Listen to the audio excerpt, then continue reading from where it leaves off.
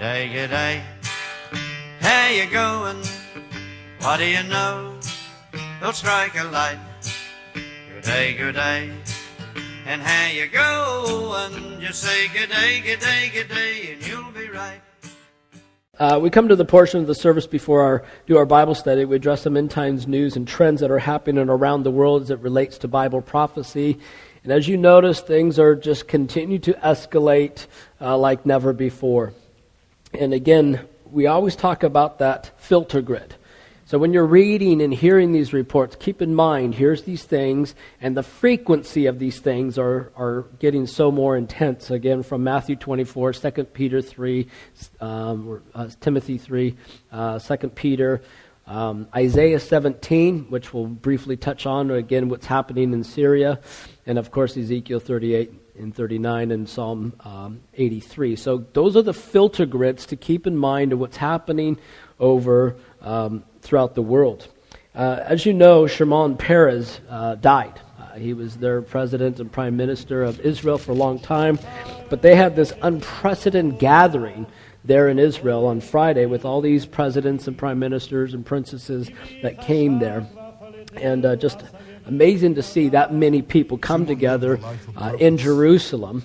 And, especially on the eve of Rosh Hashanah, the Jewish New Year. And again, of all the things that are developing around the countries that are going on there, but this was just an interesting time where you have all these world leaders coming there in one place at one time, being in Jerusalem. This hasn't happened to have this, so this is a great development to see what's going to go on there at some time in the future. But Shimon Peres was one of the last Israel's founding fathers. He was there when Israel became a nation and part of the leadership of the country there. But the list of dignitaries, again, that was arrived there was staggering. Obama had something very interesting out of his White House official press release. He crossed off the nation of Israel next to Jerusalem. Not surprising when you have a Muslim that does that and has a whole different agenda. But I wondered, while they're eulogizing Peres, I wonder if there was that talk that was trying to bring about this two-state solution with all those world leaders there. And again, Netanyahu had a lot of meetings with a lot of these presidents and prime ministers, so I'm sure that everyone got their fair share of trying to push this idea. And also for the first time in a long time, can't remember when it happened, if it happened, is when Netanyahu shook hands with Abbas, and again, the Palestinian Authority president who are trying to take over Israel.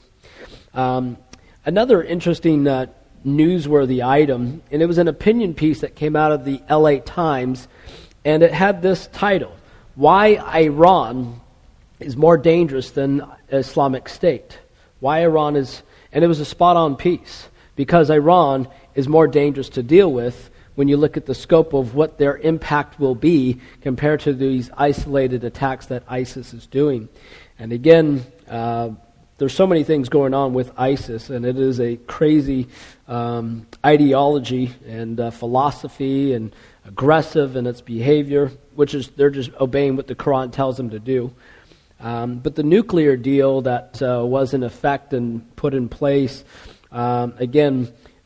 Tehran gained a lot more than it gave up. And again, not only they relieved the economic sanctions, so now they're getting billions and billions of dollars to help their fundage. And again, part of their rogue behavior is overwhelming.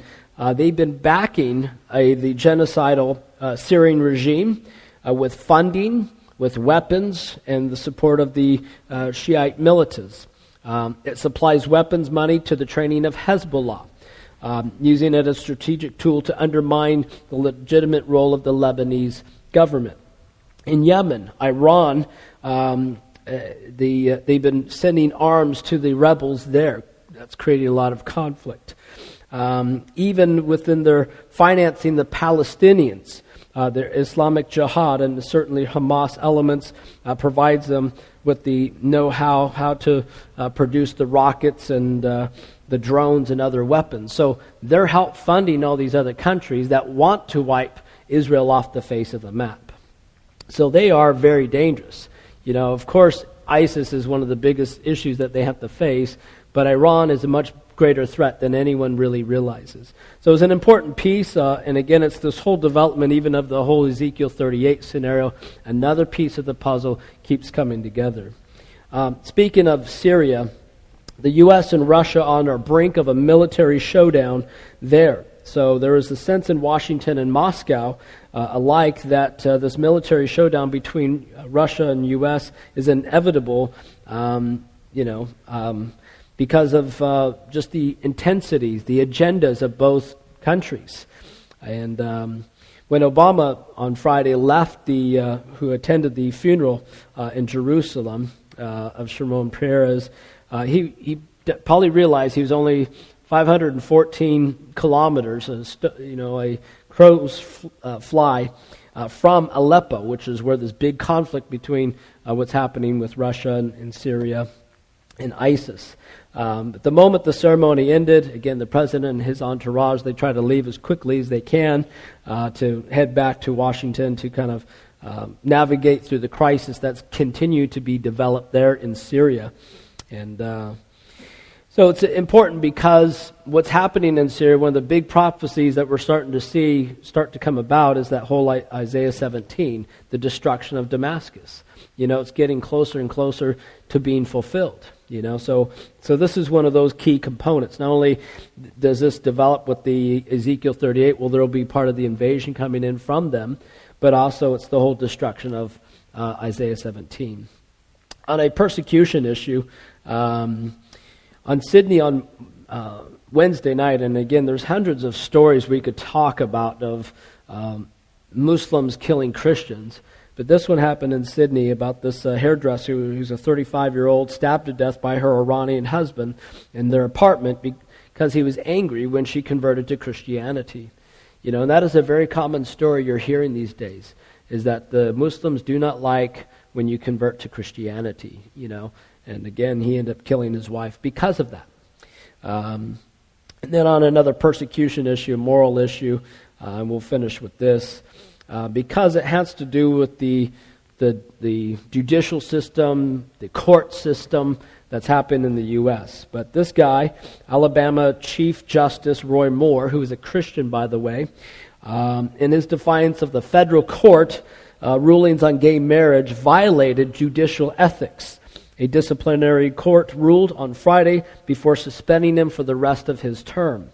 And so the punishment removes him from office from the 9-member court of the judiciary officially ousting him. He's not able to run again. He's, I think, 69 years old. And but he was found to have encouraged the probate judges to deny marriage license to gay couples 6 months after the U.S. Supreme Court ruled that everyone had the fundamental right of doing it in all 50 states. He denied that the administrative order was an act of defiance and also said that his personal beliefs had nothing to do with it. The same personnel moved him back in 2003 because he refused, and this is where he comes up really notoriety in the news, is because he failed to remove the Ten Commandments from the state judicial building. So this is where that story comes out. He was the one that was fighting against it. Hey, let's keep the Ten Commandments up there. Just an idea to live by. And so later on, he did get reelected as Chief Justice after he lost the race to governor. But why this is important is because it's another push for the government, for the courts and the laws of the land to call good evil and evil good, because they want liberal judges in there to pass what they want, to move conservatism out, and anyone who's got traditional-based values. So they want to, and this is one of those other pushes for that. And so they want to do away with conservative judges, have more liberal judges, which has a devastating effect. And so, as we do see each week, the trends and the signs of the times, it's getting more intense, and which points us closer and closer to the return of Christ. Amen? And that concludes today's update.